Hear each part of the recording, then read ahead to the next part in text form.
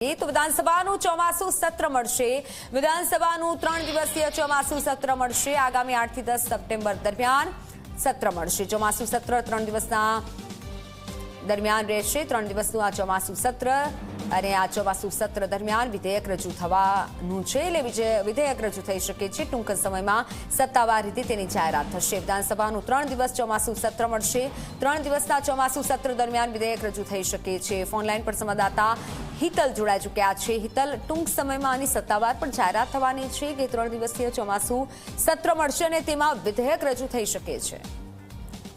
જી મિત્તલ, ચોક્કસ એવું કહી શકાય કે જે પ્રકારે વિધાનસભાના સૂત્રો તરફથી જે માહિતી મળી રહી છે, વિધાનસભાનું 3 દિવસનું ચોમાસું સત્ર મળવા જઈ રહ્યું છે ને 8 થી 8, 9 અને 10 સપ્ટેમ્બરના રોજ આ 3 દિવસ વિધાનસભાનું સત્ર મળશે. સ્વાભાવિક છે કે આ 3 દિવસના સત્રમાં 2 થી વધુ સરકારી વિધેયકો આવે તેવી શક્યતાઓ જોવામાં આવી રહી છે. એકમાં કાયદામાં જે સુધારો કરવામાં આવ્યો છે એ સુધારા અંતર્ગત સુધારા વિધેયકો પણ આવશે અને કેન્દ્ર સરકાર દ્વારા પાસ થનાર જે વિધેયક છે એ પરિપ્રેક્ષમાં પણ એક વિધેયક આવે તેવી શક્યતાઓ જોવામાં આવી રહી છે. સ્વાભાવિક છે કે 2 વિધાનસભા સત્ર વચ્ચે 6 મહિનાનું અંતર હોય છે ને એ અંતર્ગત વિધાનસભાનું ચોમાસું સત્ર છે એ 8 સપ્ટેમ્બરથી પ્રારંભ થશે એ પ્રકારની માહિતી અત્યારે મળી રહી છે. સ્વાભાવિક છે કે સત્તાવાર જાહેરાત આગામી દિવસોમાં કરવામાં આવશે. જી બિલકુલ, આભાર માહિતી બદલ.